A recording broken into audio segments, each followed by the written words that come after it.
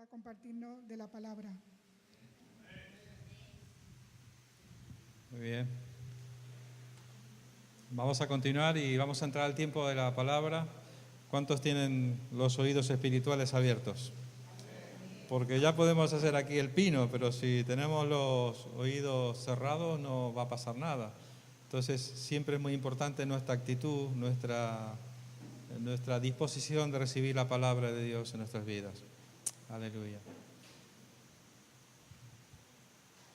Bueno, hoy vamos a empezar una serie nueva, ¿vale? Con los ancianos de la iglesia nos hemos reunido estos días y hemos acordado empezar una serie.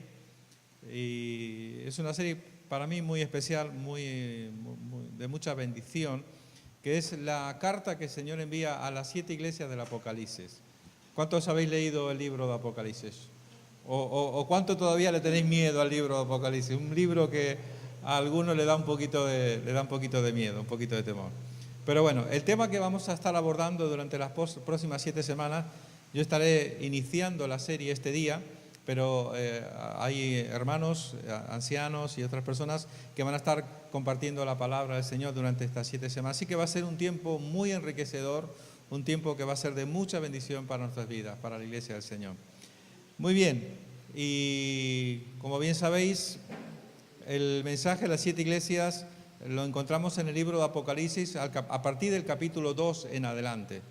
Y vamos a iniciar con una primera iglesia, un primer mensaje para la iglesia de Éfeso, ¿vale? Y vamos a leer. Vamos allá, entonces vamos a empezar lectura de este capítulo 2 del libro de Apocalipsis, empezando por el versículo 1, donde vamos a encontrar las palabras de Jesús a la iglesia de Éfeso.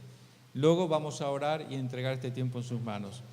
Y dice así: escribe al ángel de la iglesia en Éfeso, el que tiene las 7 estrellas en su diestra, el que anda en medio de los 7 candeleros de oro, dice esto: yo conozco tus obras y tu arduo trabajo y paciencia, y que no puedes soportar a los malos, y has probado a los que dicen ser apóstoles y no lo son, y los has hallado mentirosos, y has sufrido y has tenido paciencia, y has trabajado arduamente por amor de mi nombre, y no has desmayado. Pero tengo contra ti que has dejado tu primer amor. Recuerda, por tanto, de dónde has caído, y arrepiéntete, y haz las primeras obras. Pues si no, vendré pronto a ti y quitaré tu candelero de su lugar, si no te hubieras arrepentido. Pero tienes esto, que aborreces las obras de los nicolaitas, las cuales yo también aborrezco. Y aquí viene muy importante, por favor, preste mucha atención. Dice: el que tiene oído, oiga lo que el Espíritu dice a las iglesias. Al que venciere le daré de comer del árbol de la vida, el cual está en medio del paraíso de Dios. ¿Qué le parece? Oramos al Señor un momento y luego vamos a continuar. Padre, gracias por este momento, Señor. Este momento, Señor, donde tu palabra es expuesta, donde tu palabra va a ser compartida, Dios. Oramos, Señor, que tú por tu Espíritu Santo, Dios, no permitas, Señor, que tu palabra, oh Dios, no pueda cumplir el propósito para el cual tú la envías, oh Dios. Queremos que tu palabra, Señor, llegue a lo profundo de nuestros corazones, Señor, y que sea una semilla poderosa que pueda producir fruto que permanece para siempre. Fruto, Señor, en nuestro crecimiento espiritual. Fruto, Señor, en cuanto a conocerte. Fruto en cuanto a servirte, honrarte y amarte cada día de nuestras vidas. Te lo pedimos y te damos gracias en el bendito nombre de Jesús. Amén. Bueno, como digo, es un tema apasionante. Vamos al mapa, donde vais a ver ahí un pequeño mapa donde aparecen las 7 iglesias a las que el Señor les va a escribir una carta específica a cada una de estas 7 iglesias. Lo cierto es que tenemos que tener claro un aspecto muy importante. No es que solamente había 7 iglesias, sino que el Señor quiso escribir a estas 7 iglesias, y el motivo es porque estas 7 iglesias representan, por una parte, 7 tipos de iglesias que forman parte del cuerpo de Cristo. Y a cada una tiene un mensaje muy concreto, muy específico. A todas les llama la atención, en todas hay palabras de elogio y también de exhortación y también de consuelo y de advertencia. Muy, muy interesante. Ahora bien, nosotros vamos a empezar meditando cómo es que esta carta se produce. Y tenemos que pensar, bueno, ¿quién escribió el libro de Apocalipsis? Inmediatamente todos sabemos que el que escribe el Apocalipsis es el apóstol Juan, el discípulo amado.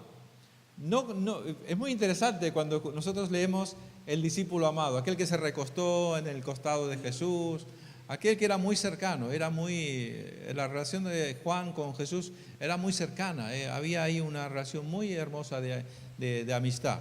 Pero lo cierto es que Juan además también tiene un evangelio que todos conocemos, es el evangelio de Juan, el evangelio del amor, ¿verdad?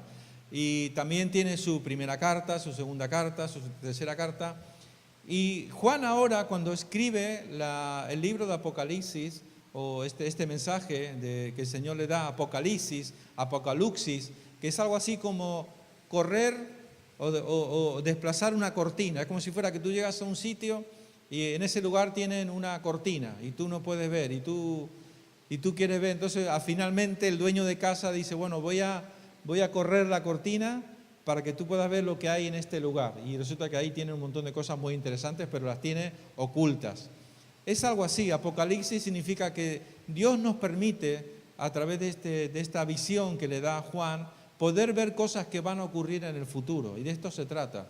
El libro de Apocalipsis habla de acontecimientos futuros, precisamente, ¿vale? Cosas que van a ocurrir en el futuro.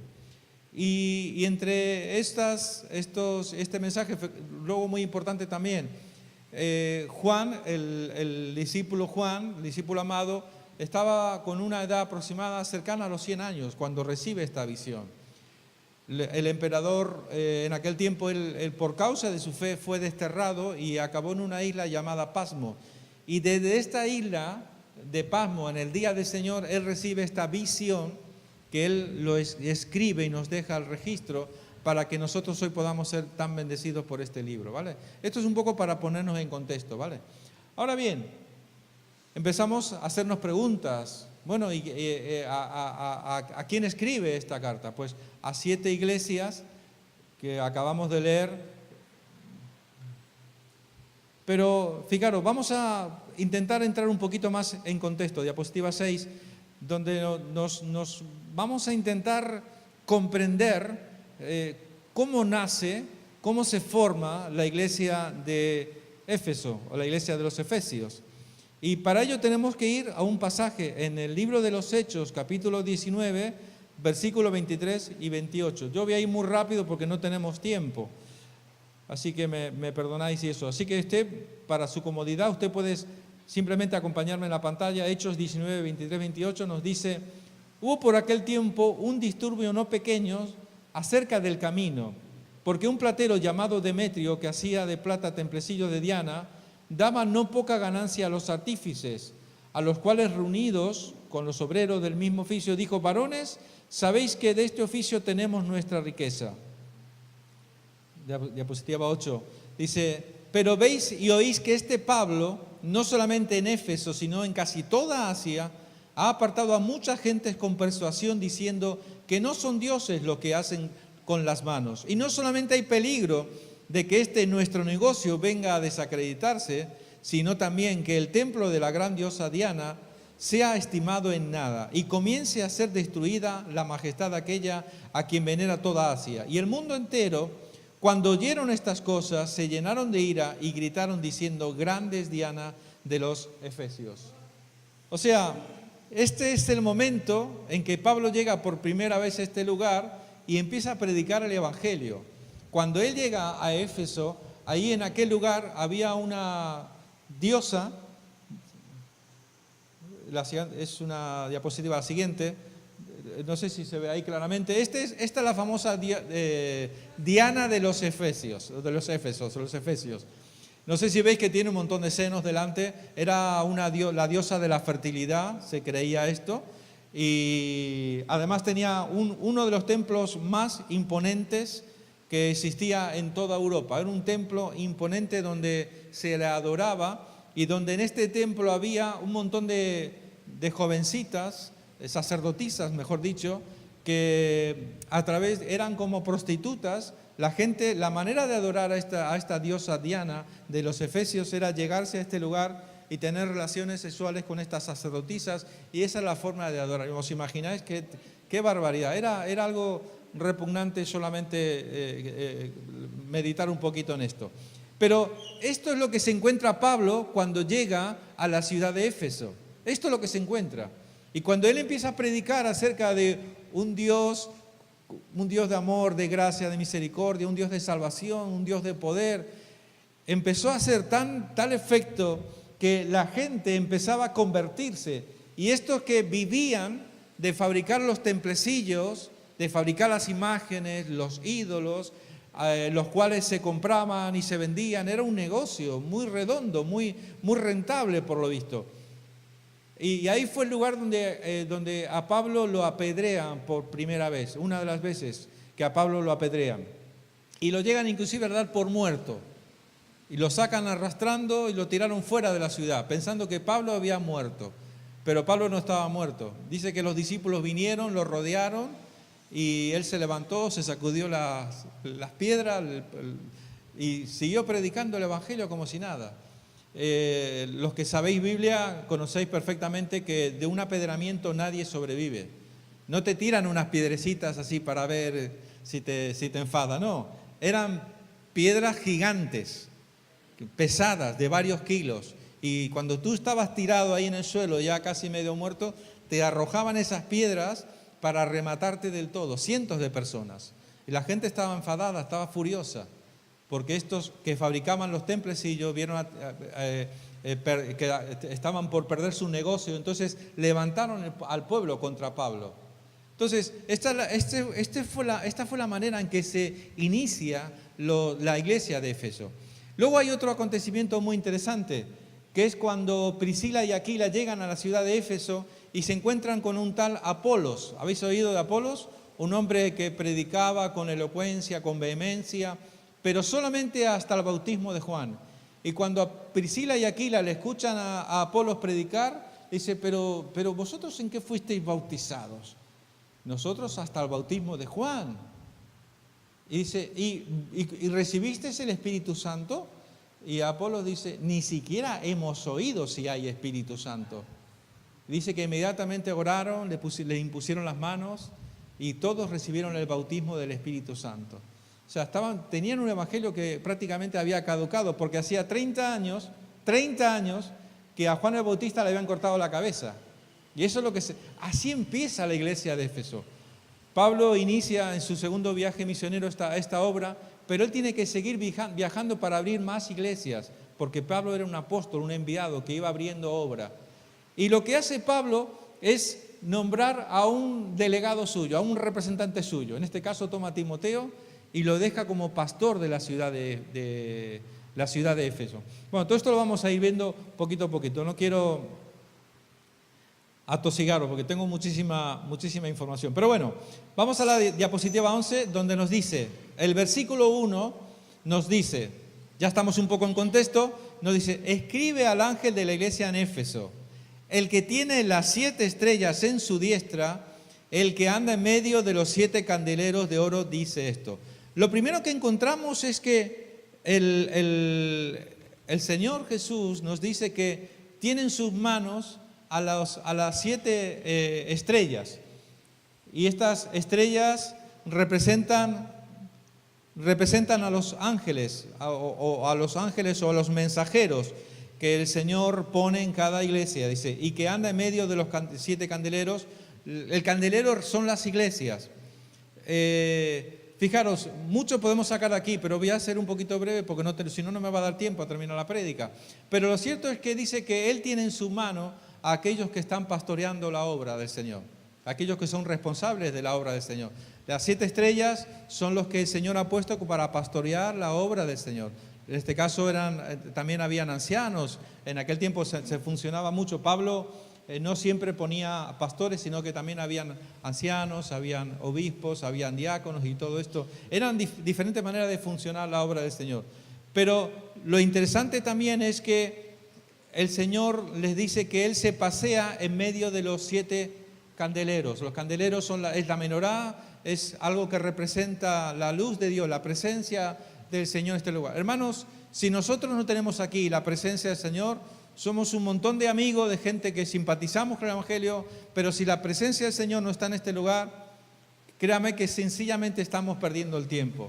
Por tanto, nosotros debemos de ser celosos, debemos de ser apasionados por desear siempre tener la presencia del Señor en este lugar. Que Él se pasee por este lugar. Cada vez que nosotros invocamos su nombre, cada vez que invocamos su presencia, hermanos, el más importante es el Señor. Lo más importante, por encima de que el culto se hagan bien las cosas, tengamos mejores o peores cosas en la iglesia, lo más importante, no nos olvidemos nunca, es saber que tenemos garantizada la presencia del Señor. Esto implica que ahora mismo, en este mismo momento, nosotros hemos invocado y hemos convocado esta reunión y la estamos celebrando para el Señor. Y tenemos que creer por fe que Dios se está paseando por este lugar. ¿Tú te imaginas? Jesús está aquí en este lugar esta mañana. Él dice que se pasea en medio de los 7 candeleros. Él está por aquí, se está moviendo, está mirando tu corazón, está mirando tu necesidad, ese problema con el que tú has llegado esta mañana. Y Él tiene la respuesta, Él tiene la solución, Él tiene esa paz que tú tanto anhelas, ese descanso que tanto estás buscando. A veces es que nadie me entiende. Mira, nadie te entiende, pero Jesús te entiende. A veces somos tan complicados, ¿verdad? No pongas tu esperanza en nadie aquí en la tierra. Tu esperanza y tus ojos tienen que estar puestas en el Señor Jesucristo. Amén. Así que Él está aquí en este lugar esta mañana y eso se merece una celebración por todo lo alto, ¿verdad? Porque para Él hemos cantado, hemos adorado y hemos celebrado. Muy bien. Lo siguiente que encontramos, dice, Jesús se identifica como el que gobierna la iglesia. Diapositiva 12, dice, Él se presenta como el que tiene en sus manos las 7 estrellas, que como ya vimos, representan a los pastores de las iglesias, y el que se pasea entre los 7 candeleros, es decir, el que tiene el control de las iglesias. En este saludo Jesús deja en claro su autoridad y su supremacía sobre las iglesias, y sobre todo que habita en medio de ellas. Sabemos que Él, a través del Espíritu Santo, está en medio de toda iglesia que invoca y hace su voluntad.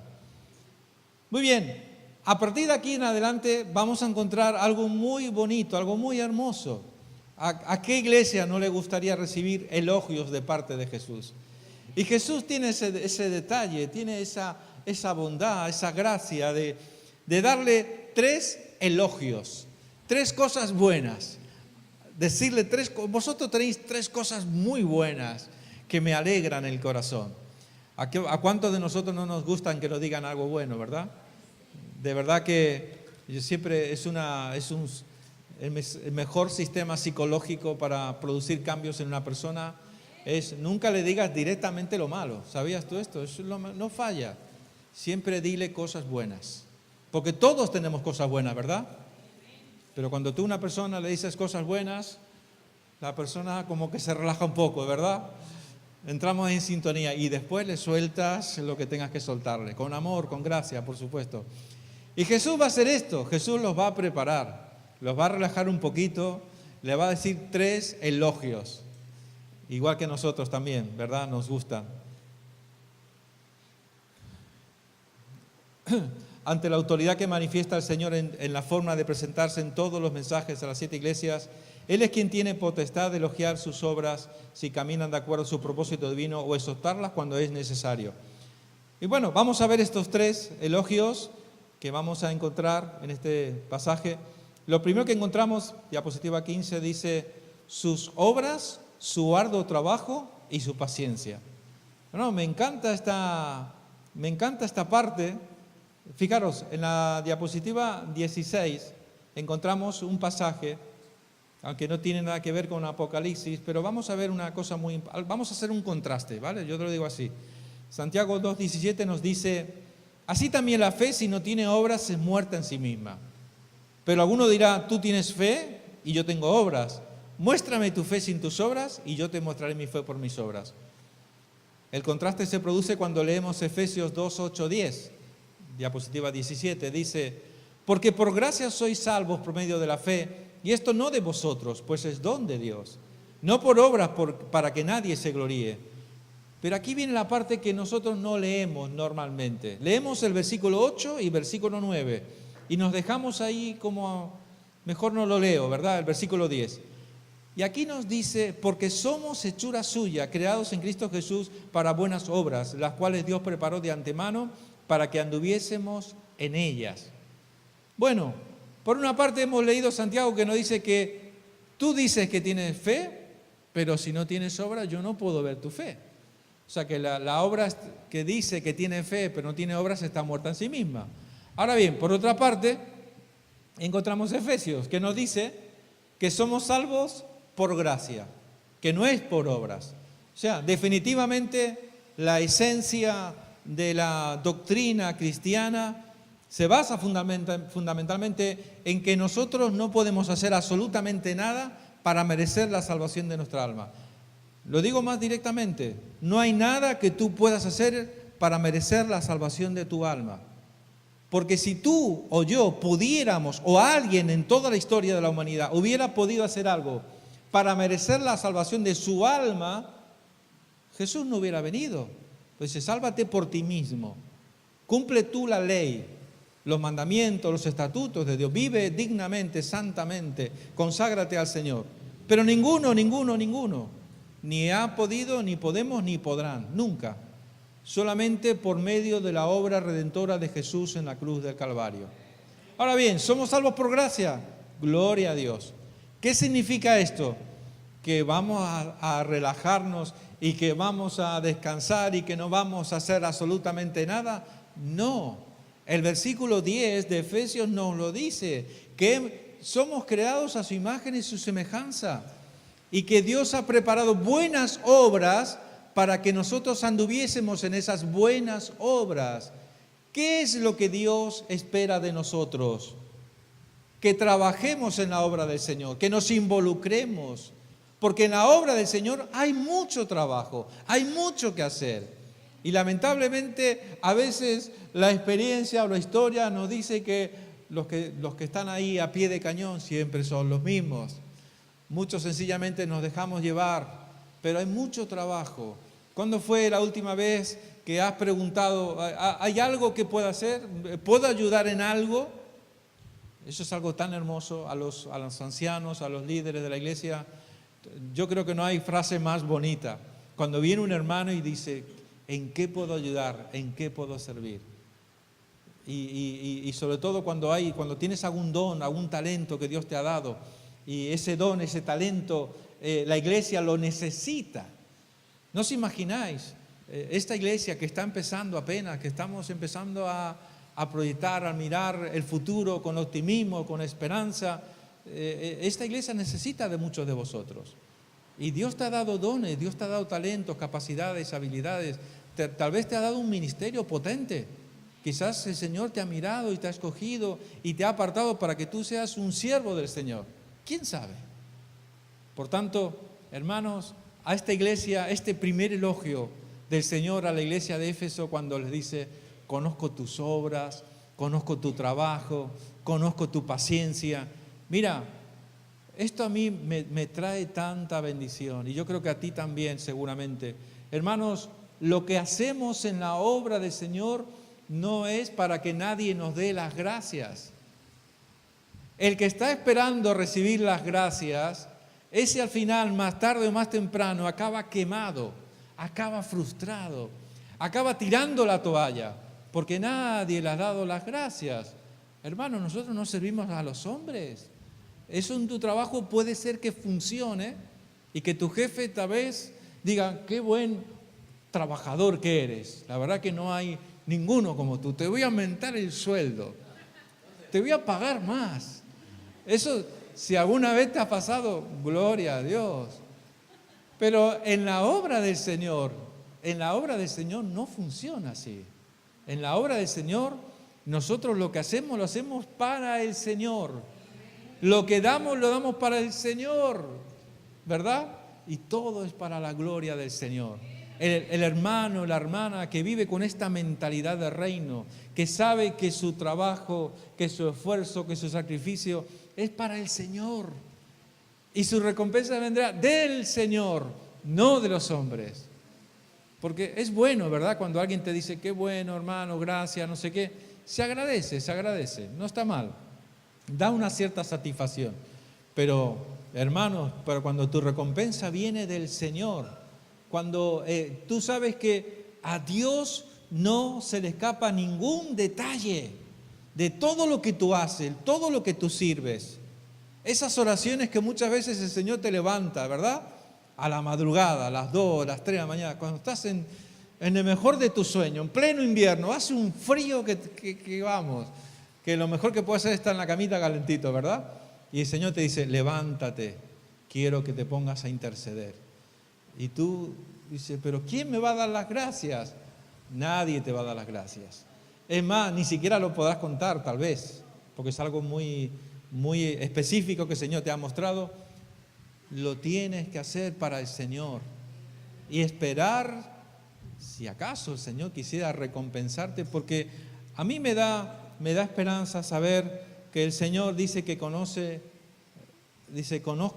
tus obras, tu arduo trabajo y tu paciencia. Qué maravilloso, ¿verdad? Por tanto, hermano, es verdad, no hacemos para merecernos nada de parte de Dios, pero al mismo tiempo, recuerda, somos salvos por gracia, pero Dios nos ha creado para que caminemos en esas buenas obras que Él dice que ha preparado de antemano. ¿Qué significa esto? Que cada día cuando tú te levantas para este nuevo día, hoy el Señor ha preparado algo en lo que tú deberías de estar atento, en lo que tú puedes servir al Señor. Cada día y mañana cuando te levantes, Él ha preparado durante el transcurso de tu día buenas obras en las que Él quiere que tú camines, que tú abundes. Y siempre hay ocasión de servir al prójimo. Siempre hay ocasión de mirar a las necesidades de los demás. Lo que al Señor no le gusta, evidentemente, es cuando vivimos centrados en nuestras propias necesidades. Y el Evangelio, lamentablemente, que últimamente se está predicando, se centra en nuestras necesidades. En tú, en ti, en mí, en yo, en mí. Nada más. Y no hay tiempo en pensar si alguien tiene alguna necesidad y yo le puedo bendecir en algo. Y hay tanta forma de servir, de ministrar a los demás, ¿verdad? Bueno, vamos a continuar. Lo siguiente que el Señor les dice, diapositiva 18, Él reconoce su actitud de firmeza ante lo que era falso. Y fijaros, hay un pasaje en la segunda carta a los Corintios, capítulo 12, dice, fijaros, es Pablo que está hablando aquí. Y veréis que entenderéis por qué dice Pablo estas palabras. Dice, cuando estuve con ustedes les di pruebas de que soy un apóstol, pues con paciencia hice muchas señales, maravillas y milagros entre ustedes. Pablo está intentando de alguna forma de defender su ministerio, de decir, yo soy un apóstol, aunque casi abortivo, ¿verdad? Porque él no fue parte de los 12 discípulos.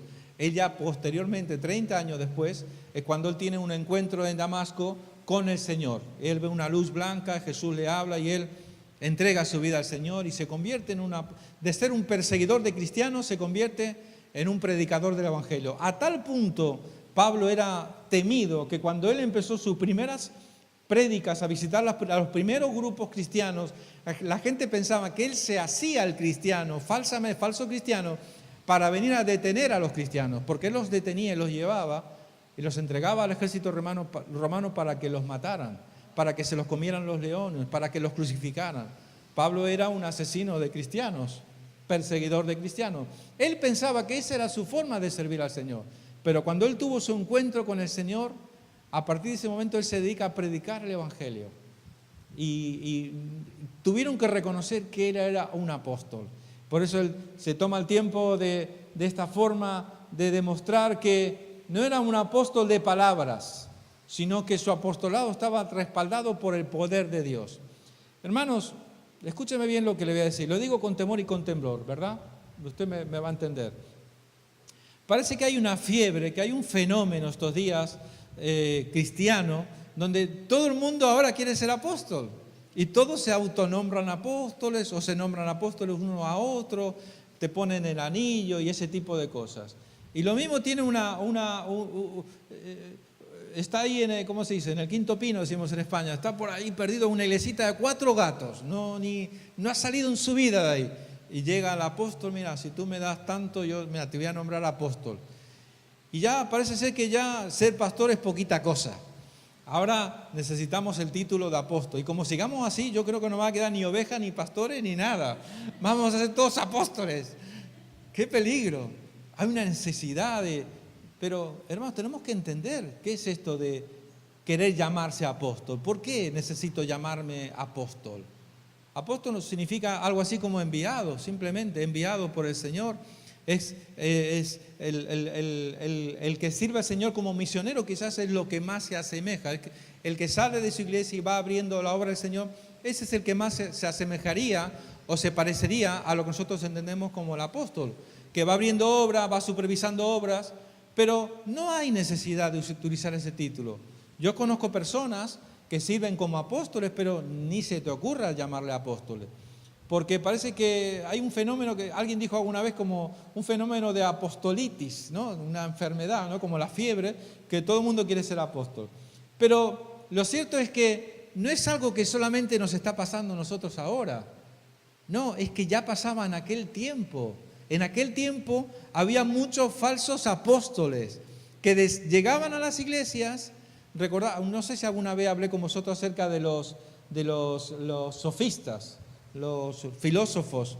Los sofistas eran personas muy sabias que vieron en el Evangelio un buen negocio. Los sofistas eran charlatanes que hablaban de cualquier tema.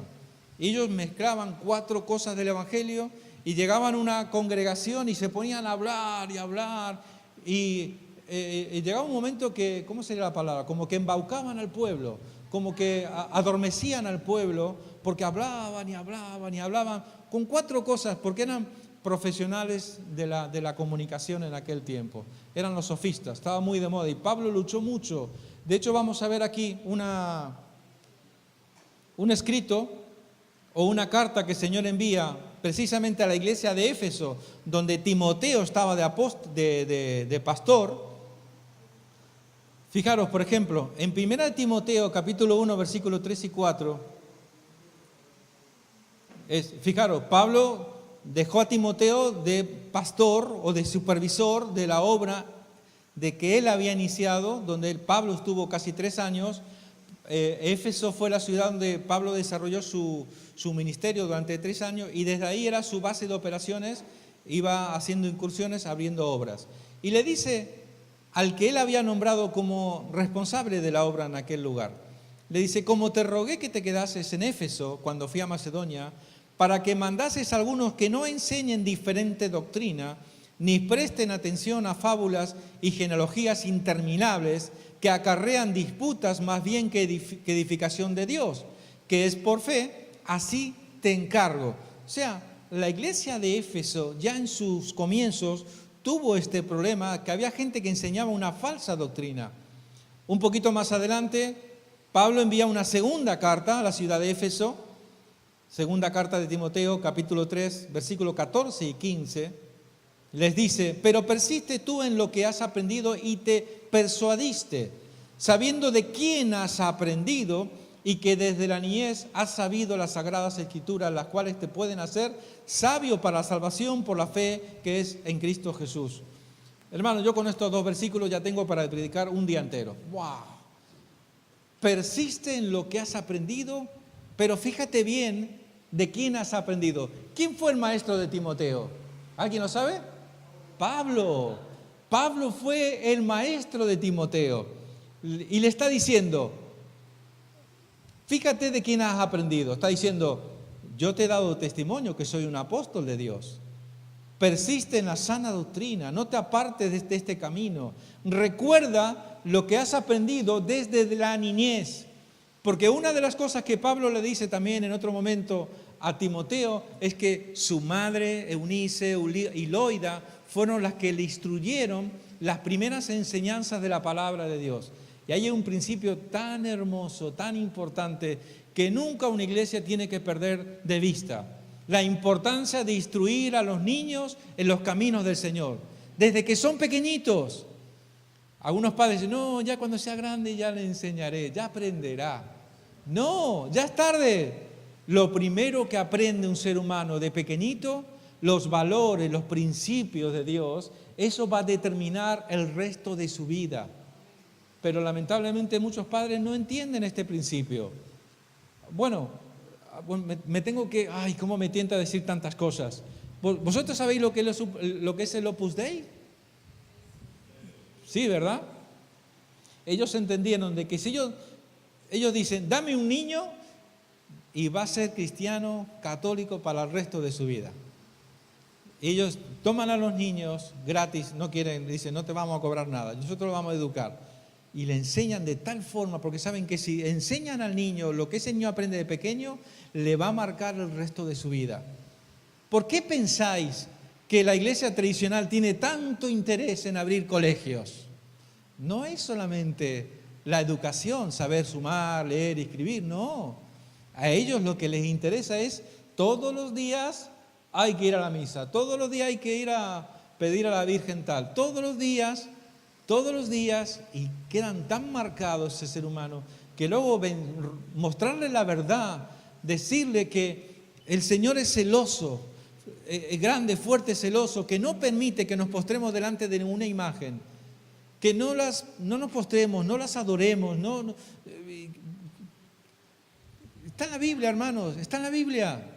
El Señor aborrece, fue lo que más luchó con el pueblo de Israel para vencer la idolatría. Dios nunca quiso que tuviéramos ídolos.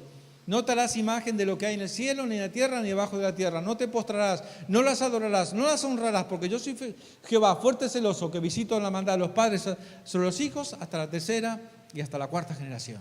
¿Cuántos acordáis? Éxodo 25, es el ABC del cristiano. Dios aborrece la idolatría. Pero ¿por qué hay tantos millones de personas en el mundo que cuando llegan ciertas fechas sacan el santo, sacan la imagen y las adoran y le piden? Y a veces tienen tanto poder que no pueden parar una triste lluvia. Llovió, no pudimos sacar la imagen hoy. Ay, qué poderoso que es, ¿verdad? Que no pudo parar una triste lluvia. No, pero es poderoso, ¿eh? A mí me ha dado todo lo que le he pedido, ¿eh? Ay, Señor, ay, Señor. Por tanto, y que desde la niñez has sabido las Sagradas Escrituras, las cuales te pueden hacer sabio para la salvación por la fe que es en Cristo Jesús. Hermanos, lo que nuestros niños aprenden de pequeños determina el resto de sus vidas. La mente de un niño cuando empieza la vida está en blanco, no sabe nada. Y tú ahí tienes que tomar el tiempo para estar con él y enseñarle de memoria los pasajes de la Biblia. Yo a mis hijas, cuando eran pequeñas, les enseñaba la Biblia. Bueno, también les daba un premio, muy bueno. Y se aprendían los salmos, libros enteros de la Biblia. Bueno, vamos a seguir avanzando. Número 3, el tercer elogio que el Señor hace a la iglesia de Éfeso. Sus sufrimientos por el nombre de Cristo. Y tenía yo por aquí, en aquellos días era tan normal y podemos hablar de mucho, pero yo quería tomar los escritos de Pablo en la segunda carta a los Corintios 11, 25, 28, donde Pablo de una pincelada rápida nos dice todo lo que sufría un apóstol, todo lo que sufría por causa de predicar el Evangelio. Y les dice, 3 veces he sido azotado con varas, 1 vez apedreado, 3 veces he padecido naufragio, 1 noche y 1 día he estado como naufragio en alta mar. Son hebreos, yo también. Son israelitas, yo también. Son descendientes de Abraham, también yo. Son ministros de Cristo, como si estuviera loco hablo. Yo más, en trabajos más abundantes, en azotes sin número, en cárceles más, en peligro de muerte. Muchas veces, de los judíos 5 veces he recibido 40 azotes menos 1. En camino muchas veces, en peligros de ríos, peligros de ladrones, peligros de la dominación, peligros de los gentiles, peligros en la ciudad, peligros en el desierto, peligros en el mar, peligros en falsos hermanos, en trabajo, fatiga, en muchos desvelos, en hambre, en sed, en muchos ayunos, en frío y en desnudez. Y además otras cosas, lo que sobre mí se agolpa cada día, la preocupación por todas las iglesias. Esto era la vida de un siervo de Dios. Hay muchos que podemos citar aquí, que eran crucificados, que eran empalados. No sé si sabéis lo que significa ser empalado. Sentarse sobre la punta de un tronco y atravesar todo tu cuerpo con un palo. Eso es ser empalado. Untarte de alquitrán y atarte a un poste y quemarte vivo. Dice que Nerón iluminaba las calles de Roma con los cristianos. Y lo más sorprendente era que los cristianos que morían quemados, dice que no lloraban ni gritaban, ¿Sabes qué hacían? Cantaban, adoraban al Señor, hasta el último momento de sus vidas.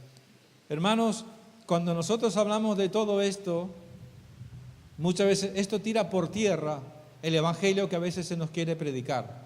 El evangelio es todo paz, todo bendición, prosperidad, salud y tantas cosas que son muy tentadoras. Nos gustaría que fuera así, pero el verdadero evangelio que Cristo nos dejó dice: el que quiera ser mi discípulo, que tome su cruz y que me siga cada día. A algunos les va mejor, a otros les va peor, pero todos tenemos que estar dispuestos. Si un día el Señor permite alguna situación en nuestra vida, y esto conlleva el sufrimiento, la pérdida de algún ser querido, de una enfermedad, porque los cristianos también podemos sufrir. Y no debemos, la diferencia está en que tú tienes al Señor.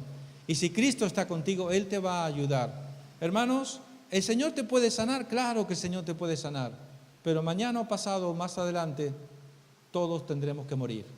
¿Y qué más da morirse ahora que morirse después? Lo importante es saber que tú te vas, el día que el Señor te llame, te vas directamente a la presencia del Señor.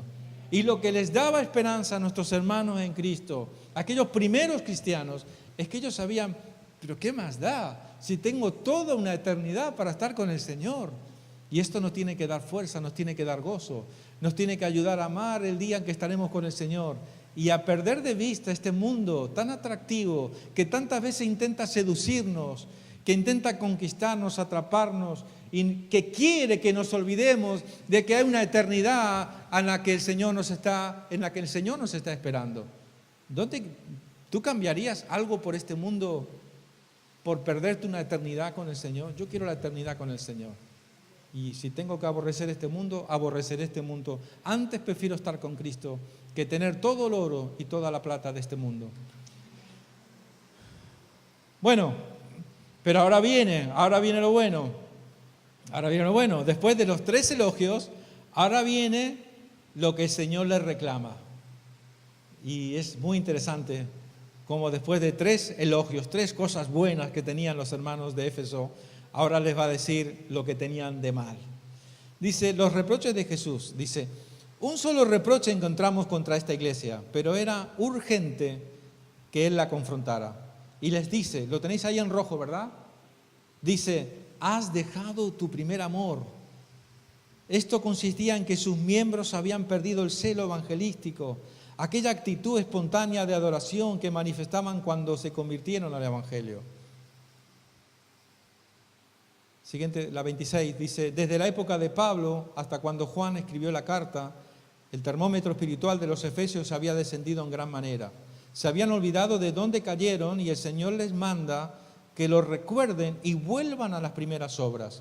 Esto se aplica a toda la iglesia y también a nuestra vida de creyentes.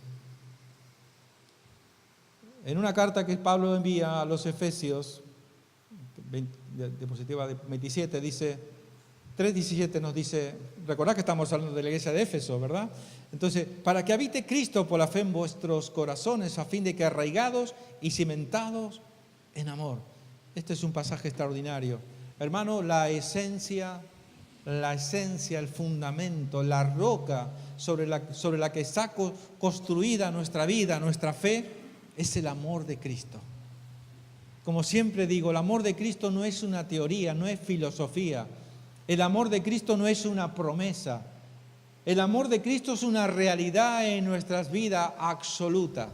¿Sabéis por qué? Porque Cristo, cuando entregó su vida en la cruz del Calvario, por amor a nosotros, por amor a ti, sí, por ti, por cada uno de nosotros, Cristo entregó su vida. Cuando Él estaba siendo llevado a la cruz, cuando lo crucificaron, cuando le pusieron los clavos, cuando le pusieron la corona en la cabeza, cuando le traspasaron los pies, cuando le clavaron con la lanza, todo cuando les injuriaban, le escupían, cuando lo maldecían. ¿Sabéis quién estaba aquí en la mente de Jesús? Todos y cada uno de nosotros. Él te miró a ti y Él decía, yo si fuera por mí me bajaría y me iría, salvaría mi vida. De hecho, Él llegó a orar en el monte de la transfiguración, de los olivos. ¿Os acordáis que oró Jesús? Padre, si es posible, pasa esta copa de mí. ¿Pero qué dijo? Pero no se haga mi voluntad, sino que se haga tu voluntad. Y dice que sudó gotas de sangre. El sufrimiento de Jesús es algo, seríamos incapaces de explicarlo, de entenderlo. No podíamos llegar a entender. Porque si a ti y a mí nos llevan a crucificar, pues vale. Pero es que estamos hablando del Dios Todopoderoso para el cual no hay nada imposible. Él podía hacer así y sus ángeles venir a rescatarlo, llevárselo, salvarlo, librarlo, destruir a los romanos, a los sacerdotes judíos que habían. Él se podía haber librado, pero Él entregó, por eso nadie mató a Jesús. Él entregó su vida de forma voluntaria. Y cuando Él estaba allí en la cruz, en su mente, en su pensamiento, habían dos cosas, mejor dicho. Por una parte era hacer la voluntad de Dios. Él quería hacer la voluntad del Padre. Para eso vino, para hacer la voluntad del Padre. Pero por otra parte es la única manera en que Pepito, Juanito, María, Marta, el que sea, pueda salvar su alma. No hay otra manera. Tengo que entregar mi vida en esta cruz para que ellos sean libres del pecado, libres de la muerte eterna. ¿Sabéis? Cristo nos libró de ir a una eternidad lejos de su presencia. Eso es lo que le espera a una persona que no recibe a Jesucristo como su único y suficiente Salvador. Porque aquel que está pensando que su religión le va a salvar, ser de tal o cual religión, o que quizás alguno esta mañana también, como yo soy de la iglesia evangélica, no, eso no te va a salvar. A mí no me hace salvo venir a la iglesia o ir a una cierta iglesia. No, lo único que te va a hacer salvo es que tú pongas tu confianza en la obra redentora de Jesús, que no hay otra manera en la que tú puedas ser salvo, solamente por medio de la obra de Jesús en la cruz, derramando su sangre inocente para lavar tu culpa y lavar tu pecado. No había otra manera. Es la justicia de Dios. Se tenía que cumplir. Por tanto, hermanos, no hay mayor demostración del amor de Dios para tu vida. Tú que estás pensando muchas veces cuando pasan momentos difíciles en la vida, parece que el Señor me ha dejado, parece que el Señor ya no me ama tanto. No, para manifestar su amor ya lo ha hecho todo. Cada vez que pases un momento difícil, cada vez que pases por una dificultad, por una tribulación en tu vida, mira lo que Jesús hizo. Mira lo que Jesús hizo en la cruz. Esa es la mayor expresión de amor de Dios para nosotros. Yo con eso tengo suficiente. Con eso es suficiente. Si después quiere hacer algo más, bienvenido sea. Pero con eso es suficiente. La mayor manifestación del amor de Dios para nosotros. Por tanto, dice corazones, dice, por la fe abrid de Cristo en vuestros corazones a fin de que arraigados y cimentados en amor. ¿Qué significa? Que nuestro fundamento es el amor de Dios en nuestras vidas. Y es lo que el Señor les dice a ellos. Recuerda de dónde has caído. O sea, le está diciendo, ¿hasta qué punto habéis llegado por haber dejado el amor? ¿Hasta qué punto? Recuerda de dónde has caído. Recuerda, vuelve a las primeras obras. Luego le va a decir también, vuelve a hacer lo mismo que hacías al principio. Y esto nos hace reflexionar en nuestra propia vida. La vida del cristiano, al principio, cuando recién conocemos al Señor, somos muy apasionados. Queremos dar testimonio, bueno, lo veremos enseguida. Que estamos todo el día orando, estamos todo el día leyendo la Biblia, que queremos ir a todas las reuniones de la iglesia. Pero el tiempo va pasando y yo no sé qué ocurre, que empezamos a perder esa pasión, empezamos a perder ese amor. Dios nos libre y Dios nos guarde. Efesios 4:1-2. Dice, yo pues preso en el Señor os ruego que andéis como es digno de la vocación con que fuisteis llamados, con toda humildad y mansedumbre, soportándoos con paciencia los unos a los otros en amor. Voy a tener que ir un poquito más rápido. Efesios 5:2 también nos dice, y andad en amor como también Cristo nos amó y se entregó a sí mismo por nosotros, ofrenda y sacrificio a Dios en olor fragante. Fijaros cuántas veces Pablo escribe a la iglesia de Éfeso. El tiempo ha pasado, han pasado ya muchos años, ya Pablo no está. Y fijaros, Pablo tenía una carga muy grande por la iglesia de Éfeso, para que fuera una iglesia donde el fundamento en sus relaciones, en su vida cristiana, sea el amor. El centro, lo más importante en la vida de una iglesia tiene que ser el amor. No es saber mucho de Biblia, no es cantar muy bien, no es predicar muy bien, no es no sé cuántas cosas. El fundamento, la esencia, lo más importante tiene que ser el amor. Y no me vale que algunas veces nos justificamos, no, yo amo a Dios. ¿Y a tus hermanos les amas? No. Cada uno en su casa y Dios en la de todos, ¿verdad? Qué peligro tiene esto, ¿verdad? No hay forma de eludir esta responsabilidad que Dios nos presenta en su palabra. Tenemos que amarnos con nuestras virtudes, con nuestros defectos, con nuestros errores y con nuestros aciertos. Dice, voy a pasar este versículo. Pasaríamos a 1 Corintios 13, 4, 7, diapositiva 31. Y aquí Pablo una vez más habla acerca de la importancia del amor, los beneficios del fruto del amor en nuestras vidas. Diapositiva 31 nos dice, 1 Corintios 13, 4, 7, el amor es paciente, es bondadoso, el amor no tiene envidia, el amor no es jactancioso, no es arrogante, no se porta indecorosamente, no busca lo suyo, no se irrita, no toma en cuenta el mal recibido, no se regocija de la injusticia, sino que se alegra con la verdad, todo lo sufre, todo lo cree, todo lo espera y todo lo soporta. ¿Es así el amor de Dios en tu vida? Esto es lo que Dios espera en nosotros. Esto no es para el amigo, para el vecino, para la otra iglesia, no. Esto es para nuestras vidas, para cada uno de nosotros. Porque dice que si no tenemos amor, 1 Corintios 13, 1, si yo hablara lenguas humanas y angélicas, pero no tengo amor, he llegado a ser como metal que resuena o símbolo que retiñe. O sea, necesitamos el amor. Y si diera todos mis bienes para dar de comer a los pobres y se entregara mi cuerpo para ser quemado, pero no tengo amor, de nada aprovecha. Hermanos, somos llamados a amar al prójimo, amar a mi hermano.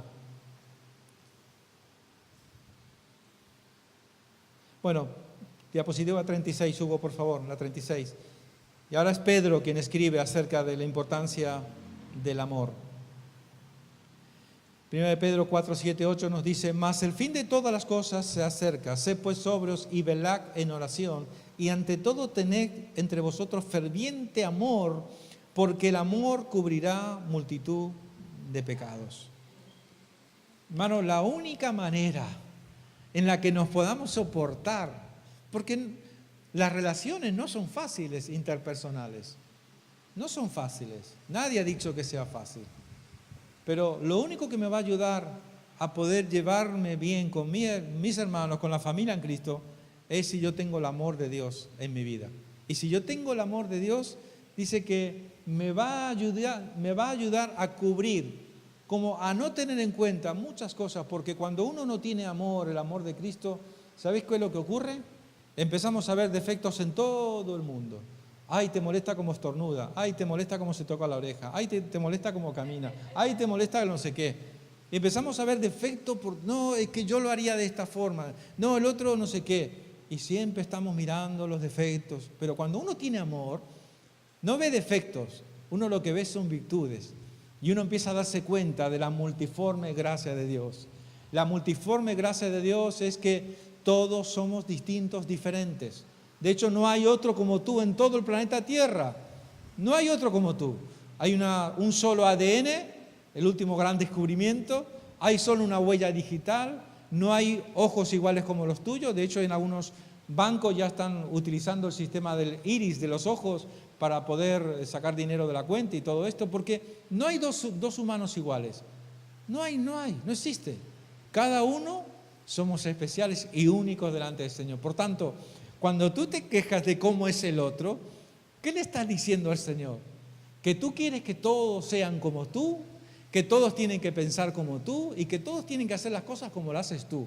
No, Dios sabe cómo hace las cosas. Y a cada uno nos ha hecho distintos, diferentes. Pero mira, esa es la multiforme gracia de Dios, la riqueza de Dios. Qué aburrido que sería si todos fuéramos iguales, si todos habláramos igual, si todos hiciéramos las mismas. Sería un aburrimiento total. Pero mira qué riqueza esta mañana tenemos aquí. Uno más morenito, otro menos morenito, uno más gordito, otro más delgadito, más bajito, más altito. Cada uno, ¿cómo es? Es el regalo del Señor. Y nos tenemos que aprender a amar, ¿sabes? Si tú estás pensando que Dios solamente ama a los que son como tú y que hacen las cosas como tú y que piensan como tú, peligro, ¿eh? No, Dios nos ama a todos por igual. Y Él está contento con su creación, la multiforme gracia de Dios en nuestra vida. Pero esto no lo vamos a entender ni lo vamos a experimentar hasta que no vivamos el amor de Dios en esta dimensión que Dios dice que tiene que ser nuestro fundamento, tiene que ser nuestra roca, nuestra fortaleza.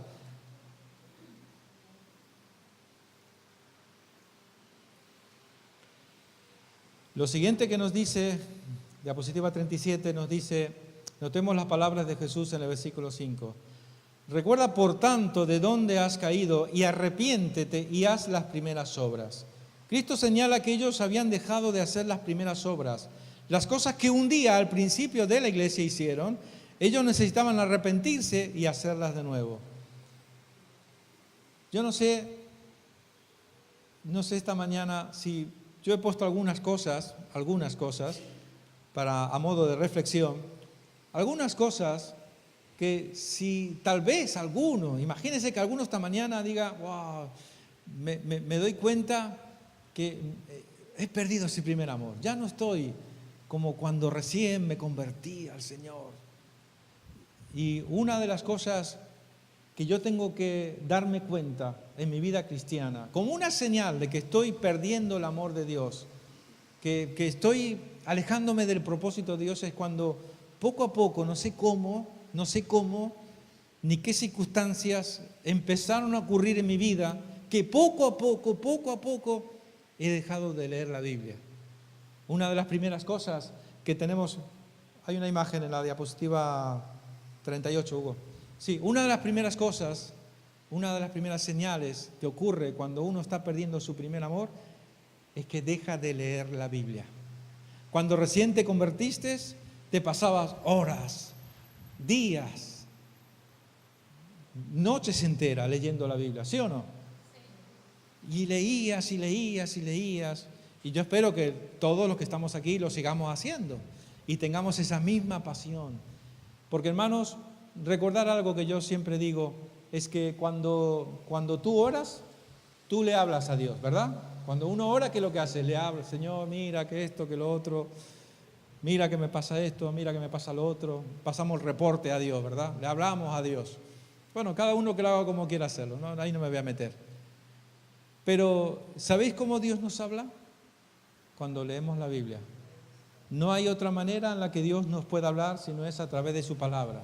Y cuando tú abres tu Biblia y tienes la, ¿cómo sería la palabra? El orden o la capacidad de leer de una forma sistemática.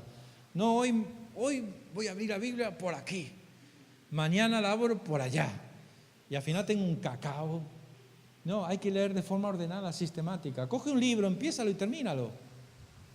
Y si no lo entendiste, vuelve a leerlo de nuevo, no pasa nada. Y lee el capítulo 1, lee el capítulo 2 de forma ordenada. Va a ser mayor el beneficio que va a tener. Luego no solamente está la Biblia, porque algunos creen que en la Biblia está todo, no. Luego hay libros que nos pueden aportar una mayor amplitud de entendimiento. El lenguaje griego, el lenguaje hebreo, el lenguaje arameo, yo qué sé, tantos idiomas que hay, ¿verdad? entender un poquito los contextos, cultura hebrea, y hay una cantidad de formas, comentarios bíblicos. Hoy hay tanta facilidad para poder recibir mayor información. Por tanto, hermano, una de las señales de que tú estás perdiendo tu primer amor, o una de las señales de que tú estás en tu primer amor, es que tú sigues leyendo puntualmente, responsablemente la palabra de Dios. Pero el enemigo se ha encargado de distraernos con tantas nuevas tecnologías que estamos todo el día pendientes, como alguien dijo, de los WhatsApps. Yo digo, mira, el mejor WhatsApp, ¿sabes cuál es el mejor WhatsApp? Los WhatsApp que Dios te envía. Ay, cuando abres tu Biblia y ahí encuentras un WhatsApp de Dios. Te amo, hijo, te amo, con amor eterno. Tengo planes para ti. Esta noche quiero encontrarme contigo, quiero tener intimidad contigo. Esos son los mejores WhatsApp. Los otros no valen para nada, no valen para nada. Los buenos WhatsApp son los que Dios te da cuando tú abres tu Biblia. Lo siguiente, orar como lo hacías al principio. ¡Wow! ¿Cómo me encanta cuando una persona se convierte recién y tú la escuchas orar y se pone a orar y ora con el corazón? Parece que saca el corazón y utiliza unas palabras que salen de lo profundo de sus entrañas. Esas son las buenas oraciones. Pero luego el tiempo va pasando y empezamos a orar profesionalmente. Utilizamos unos términos, un lenguaje. Oramos más para que nos escuchen que para darle al Señor nuestra oración. Hermanos, lo que Dios quiere es que oremos con un corazón sincero, contrito y humillado. En unas palabras que salen de tus entrañas, donde tú le clamas, donde tú le suplicas, y donde tú le hablas sencillamente con todo tu corazón, con todo tu amor y con toda tu pasión, desesperadamente. Amén. Hermanos, otra señal también, otro elemento importante que debemos de recuperar en nuestra vida cristiana. Orar como lo hacíamos al principio. Hermanos, consolar a los afligidos, levantando a los caídos. Hermanos, ¿cuándo fue la última vez que te preocupaste por la gente que tiene problemas y necesidades? Porque a veces vivimos tan centrados en nuestros problemas, en nuestras necesidades, en nuestros proyectos, en nuestros planes, que no tenemos tiempo para levantar la mirada un poquito y ver cuánta gente que está a nuestro alrededor que necesita urgentemente conocer al Señor. Pero yo no sé cómo nos liamos tanto con nuestra propia vida o nuestras propias necesidades. Hermano, levanta tu mirada y mira un mundo que sufre, que está afligido. Es muy normal a veces encontrarse gente por la calle que está llorando, que están afligidos, que están desesperados y que necesitan al Señor. Y tú tienes un mensaje que puede darle la esperanza que esa persona necesita. Pero tenemos que recuperar esa pasión, ese amor por aquellos que no conocen de Cristo. Cuando recién conocíamos al Señor, le predicábamos hasta al gato, hasta al perro, le predicábamos a todo el mundo, ¿verdad? Al vecino, al amigo, al familiar, a todo el mundo le contábamos, he conocido a Cristo, Cristo llegó a mi vida, Cristo está en mi corazón, ven conmigo para que conozcas a Cristo. ¡Wow! Tremendo. Yo me acuerdo cuando, para mi vergüenza lo digo, cuando recién conocimos al Señor con mi esposa, con mi familia, y fuimos corriendo a toda la familia, a todos los amigos. Y me acuerdo que fruto de ese deseo de compartir, fuimos a visitar unos primos y ellos conocieron al Señor, entregaron su vida a Cristo. Invitaron a otros amigos que tenían y esos amigos a otros amigos y empezamos a hacer un grupo en una casa. Y lo único que hacíamos, claro, todos argentinos, tomábamos mate, mi prima hacía las pizzas, cenábamos y dábamos nuestro testimonio. Estábamos recién convertidos, sabíamos un versículo, 2, si acaso, Juan 3:16, porque de tal manera amó Dios al mundo. El único que sabíamos. Pero lo dábamos vuelta al versículo, lo poníamos pata para arriba, no sé qué, no sé cuánto, y dábamos testimonio. Contábamos cómo era nuestra vida antes de Jesús, lo que pasó después de conocer a Jesús. Y el grupo fue creciendo. 10, 12, 15, 17, 20, 25 personas. Claro, yo tenía que ir a casa rápidamente. Carmen, yo no sé, tengo que saber más de Biblia. Y me aprendía un versículo. Y a la semana siguiente otro versículo nuevo. Y a la semana siguiente otro versículo. Y un día el pastor dice, pero ¿qué estará pasando por allí, Freddy? ¿Qué estás haciendo vosotros por ahí? Porque íbamos a 20 kilómetros de Madrid, vivíamos en Madrid en aquel tiempo. Nos hacíamos 20 kilómetros hasta la casa de mis primos. No, que la casa de mi primo, que nos juntamos, estamos compartiendo. Me gustaría acompañarte este viernes que viene. Y vino el pastor y dijo, pero ¿esto es una iglesia? A la semana alquilaron un local y empezó la iglesia que hasta ahora está, que debe tener unos 600 miembros, calculo yo más o menos, de ese grupito que surgió de estos dos que acababan de conocer al Señor, que sabían un versículo. ¿Qué necesitas para ganar más para Cristo? ¿Necesitas tener grandes estudios teológicos? No, solamente necesitas hablar que Jesús es el camino, la verdad y la vida, y que nadie puede llegar al Padre si no es por Jesús. Hermanos, tenemos que volver a nuestras primeras obras, a esa pasión de servir, de esa pasión por los perdidos, por los que sufren, por los que no tienen esperanza. Tenemos que volver a esas primeras obras. Hermanos, también la siguiente, hermanos, yo no sé qué nos pasa muchas veces a los cristianos, que a veces perdemos algo que trae tanto beneficio a nuestras vidas. La importancia de saber que la iglesia es de todos, ¿verdad? La iglesia no somos, aquí no recibimos dinero del gobierno, aquí nadie nos ayuda. Esto lo tenemos que hacer entre todos. Y muchas veces ocurre, a nosotros nos ha pasado muchas veces anteriormente, que empezamos a descuidarnos de la importancia de ofrendar, de diezmar en la obra del Señor. Porque esto depende de nosotros. Y hay veces que coincide que nadie puede dar.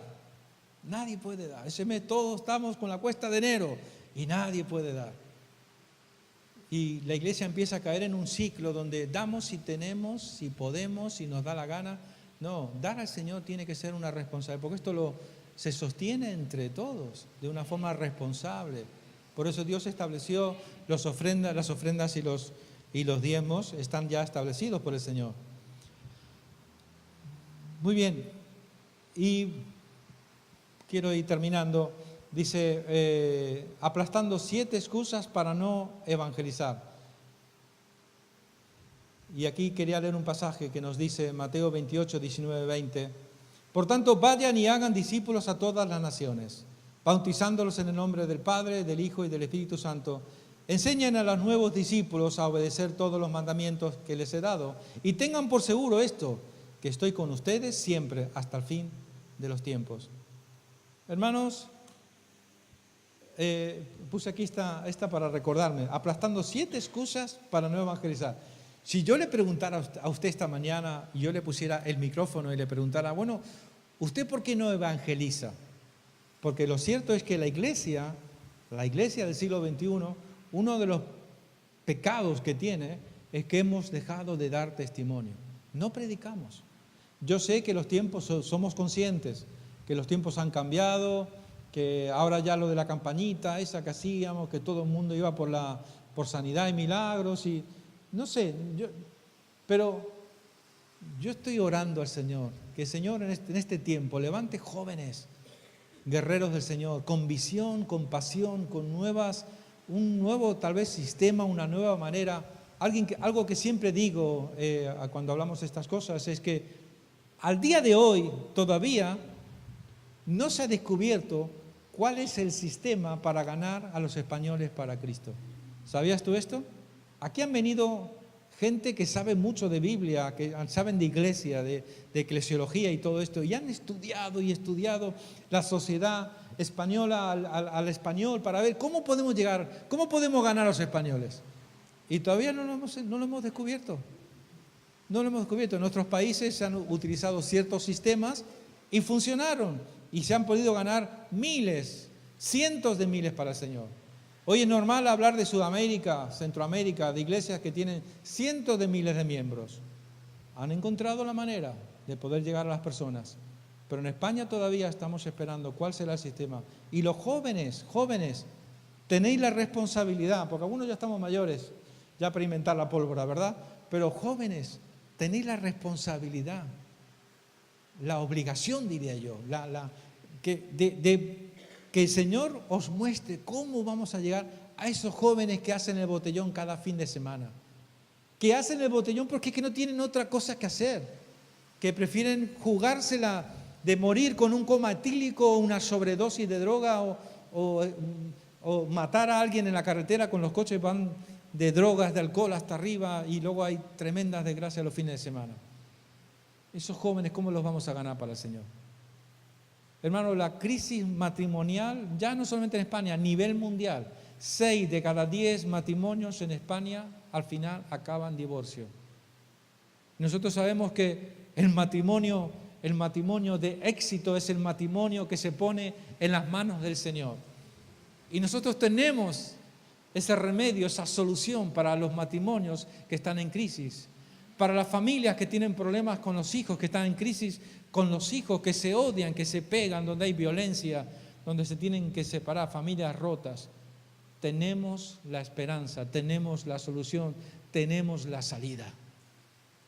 Nosotros, ustedes jóvenes, y tenéis esa responsabilidad de encontrar cómo será que ganaremos.